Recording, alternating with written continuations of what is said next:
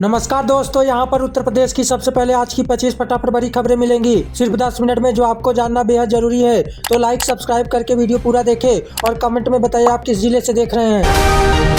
जब सब कुछ विदेश से आएगा तो क्या किसान उगाएगा?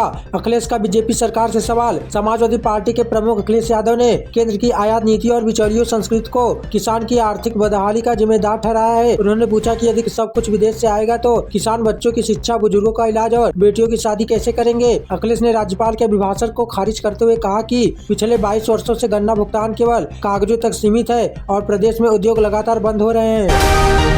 यूपी विधानसभा में शोक प्रस्ताव के समय बजा विधायक का मोबाइल स्पीकर, महाना ने किया जब्त। उत्तर प्रदेश विधानसभा के बजट सत्र के दूसरे दिन शोक प्रस्ताव के दौरान विधायक चौधरी लाल बाबू का फोन बजने पर अध्यक्ष सतीश महाना ने उसे तुरंत जब्त करवा लिया। उस समय सदन में दिवंगत सदस्य प्रोफेसर श्याम बिहारी लाल और विजय सिंह गौड़ का श्रद्धांजलि दी जा रही थी। इस गंभीर माहौल में हुए व्यवधान के बाद कार्यवाही को अगले दिन सुबह 11 बजे तक के लिए स्थगित कर दिया गया।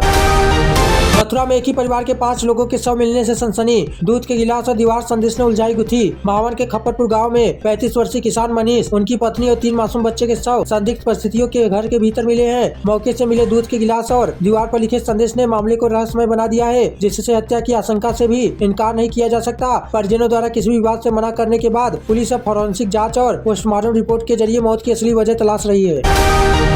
अयोध्या में वह जमीन बाबरी मस्जिद की थी और रहेगी। मौलाना जंजीस अंसारी का भड़काऊ बयान, जानिए कौन है इटावा निवासी मौलाना जंजीस अंसारी ने एक बार फिर से विवादित बयान देते हुए कहा कि अयोध्या में बाबरी मस्जिद की जमीन छीनी गई है, लेकिन वह कयामत तक मस्जिद ही रहेगी। उन्होंने मुसलमानों को उत्तर प्रदेश छोड़कर पश्चिम बंगाल में बसने की सलाह दी और कहा कि छीनने वाला कभी असली मालिक नहीं बन सकता। इससे पहले भी वो महिलाओं को लेकर आपत्तिजनक टिप्पणियां कर चुके हैं। मेरठ के खूनी नाले ने फिर निगली एक और जान। प्रशासन की अनदेखी से 5 साल में 38 मौतें। मेरठ के ब्रह्मापुरी थाना क्षेत्र में खुले नाले में गिरने से एक अज्ञात युवक की मौत ने प्रशासनिक लापरवाही की पोल खोल दी है। ऑडियन नाले के पास मिले शव के बाद स्थानीय लोगों ने गुस्सा फूट पड़ा है, क्योंकि पिछले 5 वर्षों में इन खुले गड्ढों ने 38 लोगों की जान ले ली है। शहर के बीचों बीच बहने वाले 257 नालों में से कई बिना सुरक्षा दीवार के हैं, जो आए दिन हादसों का सबक बनते हैं।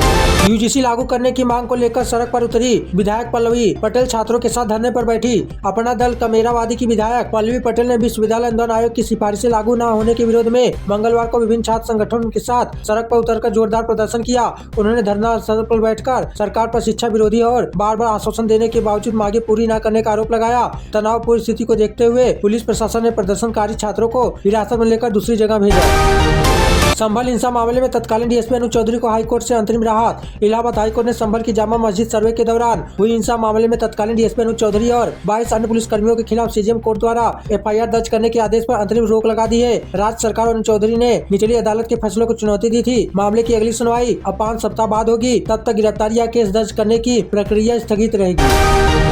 कानपुर लंबोर्गिनी कांड, थाने पहुंचे कारोबारी के मिश्रा, बेटे को बताया बेगुनाह, पुलिस पर मरे गंभीर आरोप। कानपुर के वीआईपी रोड पर रविवार को हुए लंबोर्गिनी हादसे में नया मोड़ आया है। तंबाकू कारोबारी के मिश्रा ने ग्वाली टोली थाने पहुंचकर अपने बेटे शिवम मिश्रा को निर्दोष बताया है। उन्होंने दावा किया कि शिवम दिल्ली के अस्पताल में भर्ती है और हादसे के वक्त वह कार नहीं चला रहा था। मिश्रा ने पुलिस पर बेटे को जबरन फंसाने का आरोप लगाया है। हापुड़ में भाजपा नेता और पूर्व मंत्री मदन चौहान पर जानलेवा हमला, किस्मत की मेहरबानी से बाल बची जान। जाने कैसे? हापुड़ जिले के गढ़ मुक्तेश्वर क्षेत्र में एक सफेद फॉर्च्यूनर सवार 3-4 बदमाशों ने भाजपा नेता और पूर्व मंत्री मदन चौहान पर पिस्तौल तान दी। हिरनपुरा गांव में एक सगाई समारोह में जाते वक्त बदमाशों ने उनकी गाड़ी रोकी और ट्रिगर दबाया, लेकिन गोली नहीं चली, जिससे एक बड़ा हादसा टल गया। मदन चौहान ने पुलिस में शिकायत दर्ज कराई है और एसपी विनीत भटनागर ने मामले की पुष्टि करते हुए सख्त कार्रवाई का आश्वासन दिया है। सीएम युवा योजना, यूपी सरकार युवाओं को दे रही है 10 लाख रुपए, वो भी बिना ब्याज के। जानिए कैसे मिलेगा? उत्तर प्रदेश सरकार ने मुख्यमंत्री युवा उद्यमी विकास अभियान के तहत शिक्षित युवाओं को अपना व्यवसाय शुरू करने के लिए 10 लाख रुपए तक का ब्याज मुक्त आर्डर देने की पहल की है। 21 से 40 वर्ष की आयु और न्यूनतम 8वीं पास आवेदक जिन्होंने पूर्व में किसी सरकार की सब्सिडी का लाभ न लिया हो, इस योजना के पात्र हैं। सरकार का लक्ष्य हर साल 10 लाख युवाओं को स्वरोजगार से जोड़ना है। यूपी में एक और पति का कत्ल, बीबी ने प्रेमी संग कुल्हाड़ी से काटा, फिर किया यह काम। 2 दिन पहले आया था रणवीर। इटावा के पड़ियापुर गांव में ट्रक चालक रणवीर की उसकी पत्नी पूजा ने अपनी प्रेमी से अर्पित के साथ मिलकर कुल्हाड़ी से काटकर निःशंस हत्या कर दी। वारदात के बाद पूजा अपनी 2 साल की मासूम बेटी को लेकर प्रेमी के बाइक पर बैठकर फरार हो गई, जिसे ग्रामीणों ने जाते हुए देखा। मृतक के पिता ने बहु प्रेमी और उसके पिता के खिलाफ नामजद एफआईआर दर्ज कराई है। पुलिस अवैध संबंधों के कोर से जाँच कर रही है। महिला से वन विभाग के 4 दरोगा ने किया सामूहिक दुष्कर्म। चारों की 5 माह पहले ही सहसवान में तैनाती। बदायूं के सहसवान रेंज में तैनात 4 वन दरोगा पर एक महिला ने सामूहिक दुष्कर्म का आरोप लगाया है। कोर्ट के आदेश पर उजानी पुलिस ने आरोपियों सूरज मोहन, श्यामवीर, पुष्पेंद्र और देवेंद्र के खिलाफ FIR दर्ज की है। घटना 10 जनवरी की है, जब आरोपियों ने महिला को लिफ्ट देने के बहाने कार में बैठाकर जंगल में वारदात को अंजाम दिया और मारपीट की।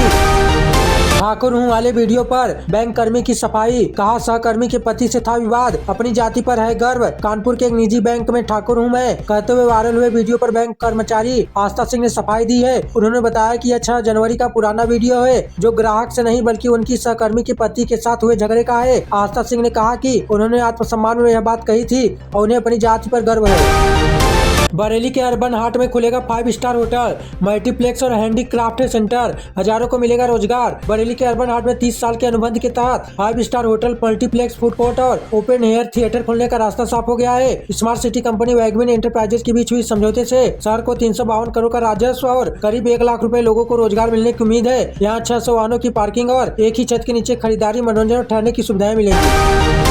स्कूल में दवा खाते ही 100 से अधिक बच्चे बीमार। गांव में मची अफरा तफरी। जिले भर की एम्बुलेंस बुलाई गई। फर्रुखाबाद जिले के मोहम्मदाबाद थाना क्षेत्र स्थित राठौर मोहद्दीनपुर गांव के स्कूल में मंगलवार को दवा खाने के बाद 100 से अधिक बच्चों की तबीयत अचानक बिगड़ गई। उल्टी, दस्त और पेट दर्द की शिकायत पर अभिभावकों में हड़कंप मच गया और वे स्कूल पहुंच गए। आनंद फानन में जिले भर की एम्बुलेंस बुलाकर बीमार बच्चों को सामुदायिक स्वास्थ्य केंद्र, कमालगंज और निजी अस्पतालों में भर्ती कराया गया है। बदलेगा राजधानी का पावर सेंटर। सहारा शहर बनेगा सत्ता का नया केंद्र। यहाँ विधानसभा भवन बनाने की कवायद तेज। उत्तर प्रदेश की राजधानी लखनऊ के गोमती नगर स्थित सहारा शहर में नया विधान भवन बनाने की तैयारी तेज हो गई है। लखनऊ विकास प्राधिकरण और नगर निगम की कुल 245 एकड़ जमीन खाली होने के बाद शासन स्तर पर सहमति बन चुकी है। इस जगह पर नए भवन के निर्माण से VIP मूवमेंट के कारण होने वाली ट्रैफिक समस्याओं को और पार्किंग की दिक्कत से निजात मिलने की उम्मीद है।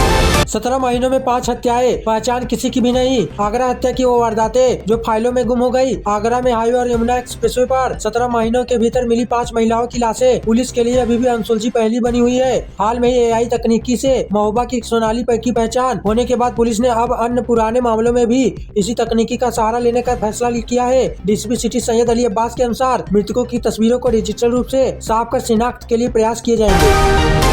होली पर इस बार NER की बड़ी तैयारी। रिकॉर्ड 62 स्पेशल ट्रेनों के साथ फेरे बढ़ाने का भी इंतजाम। आगामी त्योहार के मध्य पूर्वोत्तर रेलवे ने यात्रियों की सुविधा के लिए 62 विशेष ट्रेनें चलाने की घोषणा की है। CPRO पंकज सिंह ने बताया कि यह ट्रेनें 1 से 22 मार्च के बीच गोरखपुर, लखनऊ, बनारस और छपरा जैसे प्रमुख स्टेशनों से दिल्ली, मुंबई और कोलकाता के लिए संचालित होंगी। भीड़ को नियंत्रित करने के लिए 25 फरवरी से स्टेशनों पर पैसेंजर होल्डिंग एरिया सक्रिय कर दिया जाएगा। लखनऊ अयोध्या रोड पर फ्लाईओवर का प्रस्ताव रद्द। जाम से राहत की उम्मीदों को बड़ा झटका। लखनऊ विकास प्राधिकरण द्वारा अयोध्या रोड पर प्रस्तावित फ्लाईओवर और एलिवेटेड रोड की योजना को शासन ने निरस्त कर दिया है। इससे हाईकोर्ट चौराहे से BBD तक रोजाना जाम से जूझ रहे लाखों यात्रियों की उम्मीदों पर पानी फिर गया है। मुख्यमंत्री ने ट्रैफिक सुधार के लिए नए वैकल्पिक मार्ग और जंक्शन सुधार जैसे उपायों पर काम करने के निर्देश दिए हैं। यूपी में बनेंगे 12 नए एक्सप्रेसवे। कनेक्टिविटी और रफ्तार को मिलेगी नई उड़ान। उत्तर प्रदेश सरकार ने राज्य की कनेक्टिविटी को सुदृढ़ करने के उद्देश्य से 12 नए एक्सप्रेसवे और 8 निर्माण हवाई अड्डों के विकास की योजना बनाई है। वर्तमान में 7 एक्सप्रेसवे संचालित है और 3 निर्माण है, जिनके पूरा होने पर कुल संख्या 22 हो जाएगी। इसके अतिरिक्त बुंदेलखंड औद्योगिक विकास प्राधिकरण के तहत 5662 एकड़ भूमि का अधिग्रहण प्रस्तावित है। जेवर एयरपोर्ट शुरू होने पर यूपी 5 अंतर्राष्ट्रीय हवाई अड्डों वाला पहला राज्य बन जाएगा। पंचायत चुनाव के लिए बड़ी तैयारी में जुटी ओवैसी की AIMIM। हर गांव में हो रहा है काम। असुद्दीन ओवैसी की पार्टी AIMIM ने उत्तर प्रदेश आगामी पंचायत और विधानसभा चुनाव के लिए हर गांव में 121 सदस्य समिति बनाने का अभियान शुरू किया है। प्रदेश अध्यक्ष शौकत अली के नेतृत्व में ग्राम अध्यक्षों की तैनाती और बूथ मजबूतीकरण का कार्य जोरों पर है। विशेषकर अमरोहा, मुरादाबाद और संभल जैसे मुस्लिम बहुल जिलों में पार्टी का लक्ष्य रमजान के बाद संगठन विस्तार में तेजी लाना है। चंदौली में 2.5 करोड़ का गांजा बरामद। उड़ीसा से दिल्ली NCR जा रहे 2 तस्कर गिरफ्तार। वाराणसी की एंटी नारकोटिक्स टास्क फोर्स और चंदौली पुलिस ने एक संयुक्त अभियान में DCM ट्रक से 499.2 किलोग्राम गांजा बरामद किया है। अंतर्राष्ट्रीय बाजार में इसकी कीमत लगभग 2.5 करोड़ बताई गई है। पुलिस ने बलिया निवासी प्रमोद गुप्ता और बरेली के अक्षय कुमार को गिरफ्तार किया, जो ओसा से खेप गौतम बुद्ध नगर ले जा रहे थे। विंध्याचल मंदिर परिसर में दरोगा ने दिव्यांग भिखारी को लाठी से पीटा। मिर्जापुर स्थित मां विंध्यवासिनी मंदिर परिसर में दरोगा सुनील कुमार राय द्वारा एक दिव्यांग भिखारी को लाठी से पीटने का वीडियो वायरल हुआ है। घटना के बाद पुलिस अधीक्षक ने तत्काल कार्रवाई करते हुए आरोपी दरोगा को लाइन हाजिर कर दिया है। पुलिस का दावा है कि नशे की हालत में दिव्यांग दर्शनार्थियों से उलझ रहा था, लेकिन दरोगा के अमानवीय व्यवहार की जाँच के आदेश दिए गए। 1947 के बाद बनी सभी मजारें हटेंगी। केजीएमयू प्रशासन ने 28 फरवरी तक दिया अल्टीमेटम। लखनऊ स्थित किंग जॉर्ज मेडिकल यूनिवर्सिटी ने परिषद में वर्ष 1947 के बाद बनी 6 मजारों को हटाने के लिए 28 फरवरी तक का समय दिया है। प्रशासन ने सख्त चेतावनी दी है कि यदि तय सीमा में अतिक्रमण न हटाया गया तो बुलडोजर चलाकर ध्वस्त कर दिया जाएगा। क्वीन मेरी अस्पताल और ट्रामा सेंटर के पास स्थित इन मजारों को अवैध कब्जा मानते हुए अधिकारियों को दूसरा नोटिस जारी कर जवाब मांगा है। मेरठ में शाहबाज आकांक्षा की शादी पर संग्राम हिंदू संगठन ने जताया लव जिहाद। बोले किसी कीमत पर नहीं होने देंगे विवाह। मेरठ में हिंदू युवती आकांक्षा गौतम और मुस्लिम युवक शाहबाज आरा उर्फ साहिल की 13 फरवरी को होने वाली शादी के कार्ड वायरल होने पर हिंदूवादी संगठनों ने भारी विरोध जताया है। हिंदू नेता सचिन सिरोही ने इसे लव जिहाद बताते हुए आरोप लगाया कि युवक ने कलीमे के कार्ड पर असली नाम और शादी के कार्ड पर साहिल छपवाया।